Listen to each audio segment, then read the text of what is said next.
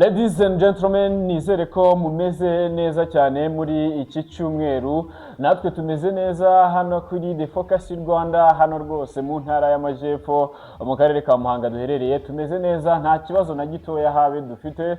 Turimo turahumeka wabazima, burya ngo iyo ubyutse mu gitondo ugahumeka bigakunda, ukinyagambura bigakunda, nta kibazo na gitoya kiba kirimo. Uyu munsi tugarutse mu kiganiro Sport Week Talk Show, aho tugiye kurebera hamwe amakuru abakomeje kugenda avugwa muri iki cyumweru tuba dusoje kuva ku wa mbere kugeza kuri uyu munsi, ariko ikiganiro tukibagezaho ku munsi wo kuwa gatandatu ndetse no ku cyumweru, turebera hamwe nyine amakuru yaranze iki cyumweru, ariko by'umwihariko muri siporo. Tuba twagitangiye ku gatandatu ndetse no ku cyumweru tukaza kureba izindi updates zigiye zitandukanye tuba twaragiye tugarukaho.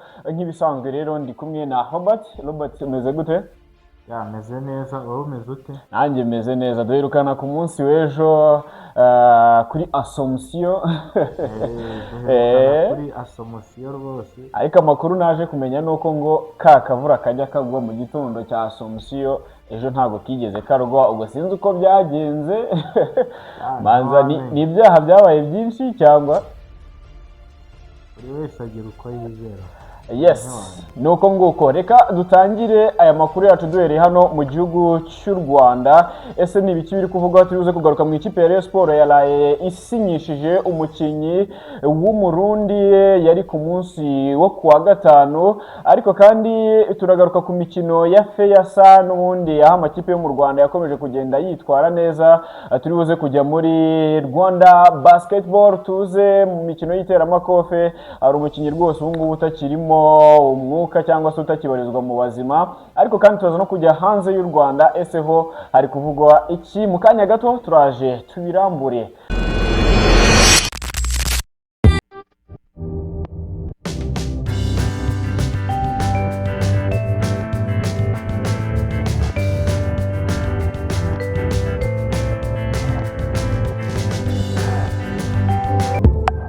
Yes, ikaze nanone hano rero kuri The Focus Rwanda. Reka dutangire turebera hamwe ese mu Rwanda byifashe gute, ni biki biri kuvuga. Ejo ku munsi rero twababwiye ko amakipe ya hano mu Rwanda ariyo APR ndetse na Rayon Sport zatangiye imikino yo kwitegura imikino y'igikombe cya Afurika. Hose APR ikomeje kugenda ikindi mikino ya gicuti, yari yatsinzwe n'ikipe ya Marine igitego kimwe ku busa, ariko kuri uyu munsi Rayon Sport n'ubundi yakinye. Robert, reka rero duhera aho ngaho, ntago ari Marine, ni Sunrise.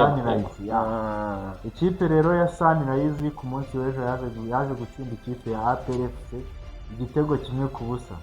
Icyo gitego kikaba cyaratsinzwe n'umukinnyi bita Ndikumana Arteta. Ku bari kuri stade Gorogota ibyinshi barabibonye uko vibe zari zimeze, byari ibicika. Nyuma rero yaho APR itsindiwe, bamwe mu basesenguzi bavuga ko ikipe ya APR FC yaba ari inzira yo kugwa hasi cyane. Nyuma yaho ikipe rwose ntoya iyitsinze, ibi byakomeje gukurura impaka, ndetse hahita hibazwa abakinnyi baguzwe n'umutoza, byose biribazwa niba koko ubuhanga bwabo budashidikanywaho. Byose nibyo dutegereje kureba.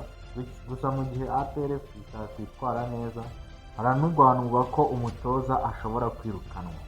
Dukomeje rero n'uyu munsi hakaba hari umukino wa gicuti n'ubundi dutegereje, ndetse ushobora no kuba wanatangiye. Ikipe ya Rayon Sport ikaba iri gukina na Matrey United.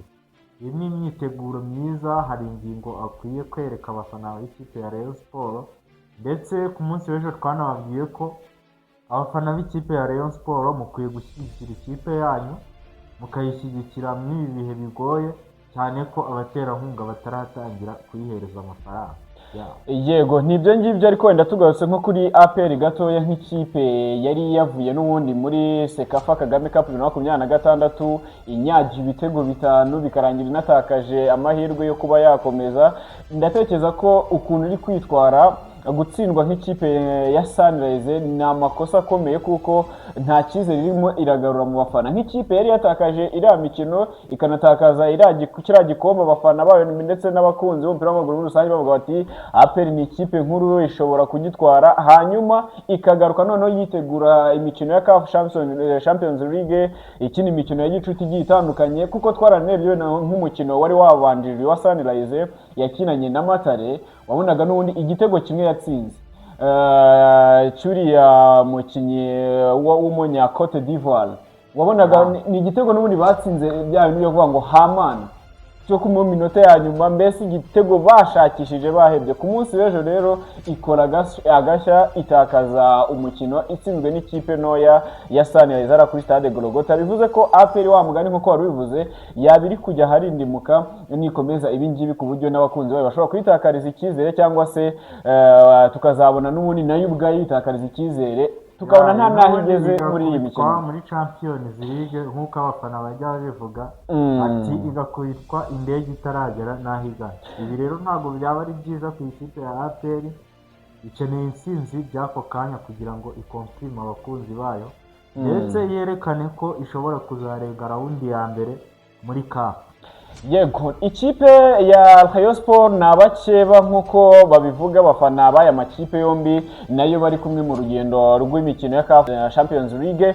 Nabo kuri uyu munsi w'icyumweru barakina n'ikipe ya Matare, n'ubundi yari yakinye n'ikipe ya APR FC, yari yatsinzwe igitego kimwe. Ese biri buze kugenda gute? Naho update turi buze kugenda tuzibagezaho ku mbuga nkoranyambaga zigiye zitandukanye, kuri X cyangwa kuri Twitter ndetse no kuri TikTok, ni dukoresha The Focus Rwanda. Turi buze kugenda tubagerazaho amakuru uko umukino umeze. Ariko wenda nko muri ikipe ya Rayon Sport ku munsi wo kuwa gatanu gutyo mw'ijoro rishira, kuwa kane mw'ijoro rishira ryo kuwa gatanu, yari yasinyishije umukinyi w'umurundi bamwita Eli Mukono. Umukinyi rero akaba afite imyaka 26, akaba asanzwe anakinira ikipe y'igihugu y'u Burundi, akaba rero ariko yaranakiniraga ikipe yitwa Fountain Gate yo muri Tanzania, yaramazemo umwaka wose avuye mu ikipe yo mu Burundi n'ubundi yitwa Bumamuru cyane ko Rayon Sport n'ubundi irimo irakora impinduka ku mpande zimwe na zimwe, kuko hari amakosa menshi yagiye agaragara muri Sekafa. Barimo barareba rero ahantu hari icyuho akaba ariho bashyira umukinnyi. Haravugwa n'undi nawe, reka tumutegereze turamubabwira mu makuru yacu ataha. Yego, ubwo reka twifurize Rayon Sport rero urugendo ruhire n'imyiteguro myiza, aho imyiteguro nirangira bazerekeza muri CAF Confederation Cup 2026-2027, aho izabicakirana n'ikipe ya Panthère Sportive Guinée yo mu gihugu cya Cameroon, ni ukuvuga mwijonjora rya mbere. Ariko kandi Robert, reka wenda tunyure no mu mikino ya FEASA naho twirukanka nk'uko mbibona hano imbere yanjye. Amakipe ahagarariye u Rwanda muri iyi mikino ni imikino nk'uko ubizi, imikino ya FEASA ni imikino ihuza ibigo by'amashuri byo muri Afurika y'Iburasirazuba. Yatangiye rero neza, amakipe yarahagarariye u Rwanda nyuma yo gutsinda imikino igera muri 3 mu mikino 8 yakinye ku munsi wa mbere w'irushanwa riri kubera hariya mu gihugu Morogoro mu gihugu cya Tanzania.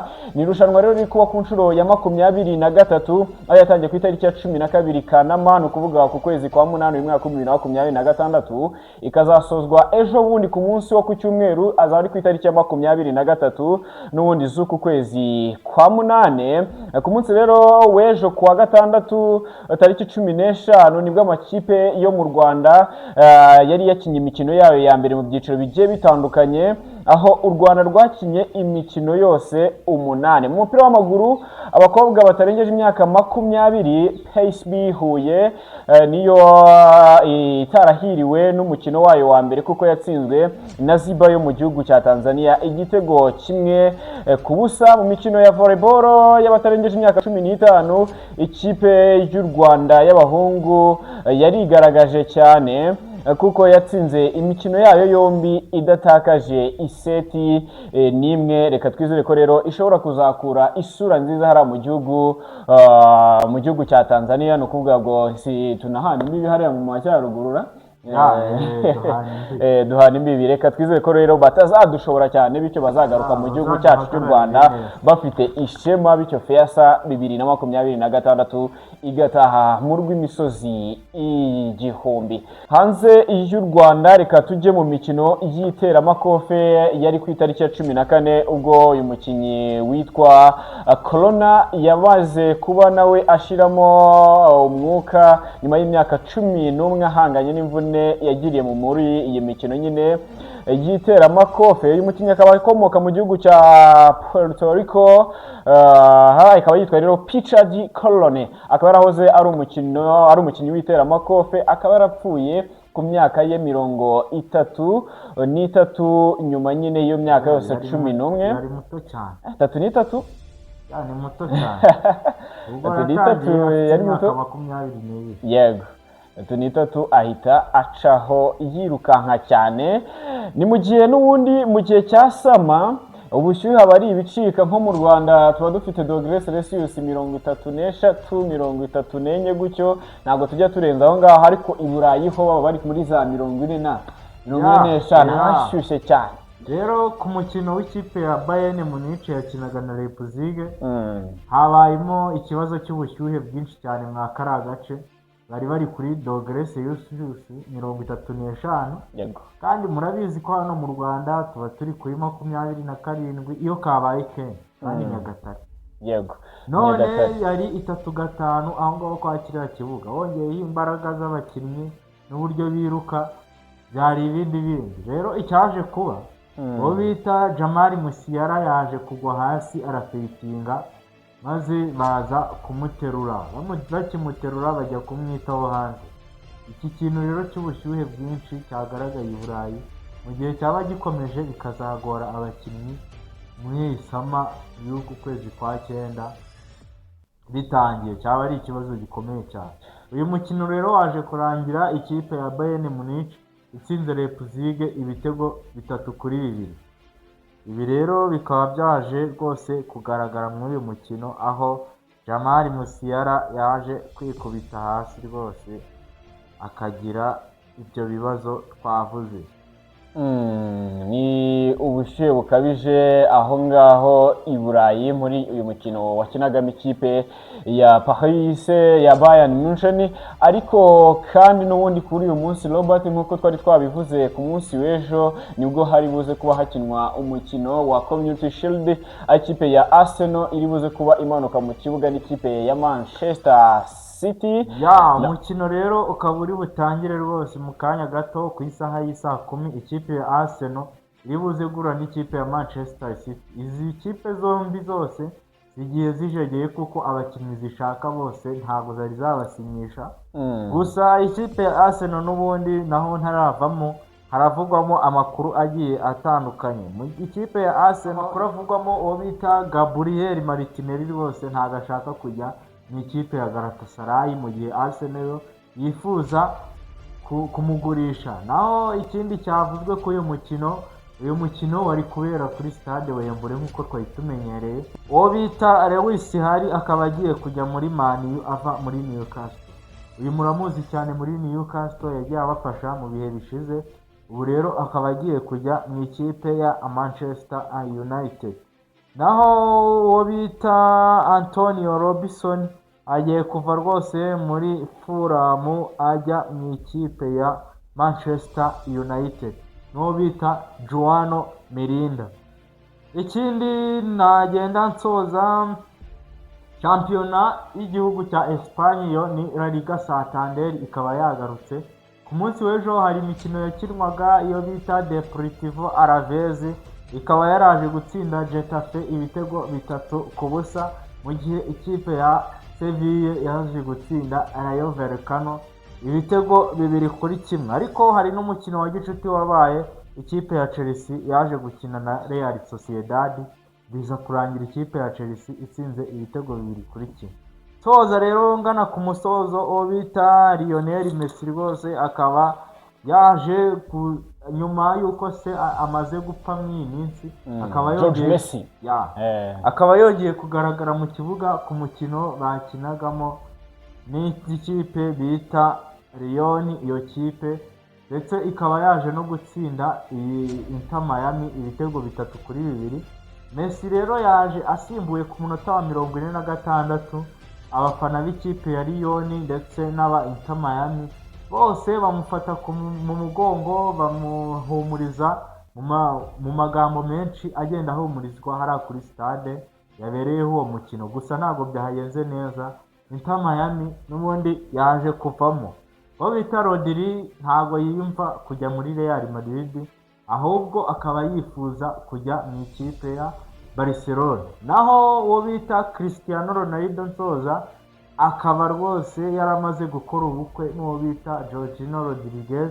Ubwo bukwe bukaba bwaritabiriwe n'abantu 4 gusa bonyine. 4 gusa. Rekare nabyo nibyo mu Rwanda usanga umuntu afite uzagatumira nk'abantu nka magana umudugudu wose. Umudugudu wose cyangwa 4 rwose barasezerana birarangiye. Yakoze ubukwe bw'abantu 4 ndetse mu masezerano yagiranye n'umugore we bakaba barasezeranye ivangura mutungo. Nuko nguko ni mu gihe mu Rwanda ho gusezerana ivangura mutungo bifatwa nk'icyaha gikomeye cyane. Yego bifatwa nko kutumvikana hagati yanyu, ariko bo ku bwumvikane bwabo rwose bakaba basinye ivangura mutungo risesuye. Nicyo nkundira abazungu. Gusoza reka dusoreze kuri iyi nkuru Robert. Kuri uyu munsi rwose nibwo inama y'inteko rusange isanzwe y'abanyamuryango b'ikipe hano mu Rwanda ya AS do Kigali yabaye kuri uyu munsi wo ku cyumweru tariki 16 Kanama mwaka 2026. Nibwo uwitwa Uwimana Clarisse, uyu muramuzi kuri BNB Kigali FM, akaba ari umunyamakuru w'imikino. Yabashe kuba rero yagiye yagirwa vice perezida w'ikipe AS do Kigali, asimbuye Kankindi Anne-Lise Leader wari kuri uwo mwanya mbere yuko aweguyeho. Rero uyu rero Uwimana Clarisse uzwi ku izina nka Claire Mama akaba nawe yaragiye yitabira imikino myinshi igiye itandukanye. Turabizi ko ejo bundi mu gikombe cy'isi yari ari hariya mu gihugu cya Amerika ari kumwe na Jean-Luc. Ubwo reka nawe rero tumwifurize ishya n'ihirwe muri iyi mirimo igiye itandukanye agiye kwinjiramo muri AS do Kigali. Yuko rero dusoza gatoya ku bantu bakunda umunyamakuru bita Fabrizio Romano. Uyu ni umunyamakuru tuzi Burayi, akunda kuduha za transferi nyinshi, akaduhereza amakuru menshi agiye avugwa i Burayi, n'ibivugwa mu makipe ndetse n'ibindi bisate by'imikino byose. Uyu rero Fabrizio Romano ibinyamakuru ndetse n'abantu benshi Burayi bari kuvuga ko atangaza ibihuha gusa, ariko ibingibi ni nk'agatego baba bari kumushyiramo kugira ngo bamuce intege, kubera ko akunda gutangaza amakuru y'amakipe ibivugwamo, amakipe akabihakana ariko nyuma bikarangira byemeye. Uyu rero Fabrizio Romano kubera ibihuha byinshi rero abantu b'i Burayi bagiye bamuvugaho bavuga ko ibyo avuga babeshya, byatumye ibitangazamakuru akorera n'ibindi byose byagiye bikupa ibintu bye, bamutakariza icyizere bavuga ko avuga ibintu by'ibinyoma. Ese iyi yaba ariyo kariyeri ya nyuma ya Fabrizio Romano? Reka tubihange amaso. Ubwo nuko nguko amakipe yo mu Rwanda arakomeje aracyahatana, ari gushaka uko yakwitegura igikombe cya CAF Confederation Cup. Nayo ngo ni Rayon Sports n'ikipe ya APR imikino ya gicuti iracyakomeje, ariko kandi umunyamakuru wa BNB Kigali FM kuri uyu munsi kuri iyi tariki ya 16 yagizwe vice perezida w'ikipe ya AS do Kigali. Hanyuma reka tubashimire cyane, mwakoze kubana natwe. Byose ubisanga hano kuri The Focus Rwanda. Iyi ni Sport Week Talk Show buri wa gatandatu ndetse na buri cyumweru tubana mu makuru y'imikino. Ndi kumwe n'umuvandimwe Robert. Asante sana nubwo mpora nkushimira. Asante sana nawe kuba twakoranye kino kiganiro. Yes, reka twizere rero ko namwe mutazigera mukora ikosa ryo gukuraho cyangwa se gukura umurongo wanyu kuri YouTube channel The Focus Rwanda. Ciao dukomeze tubonane. Kora subscribe. Okay.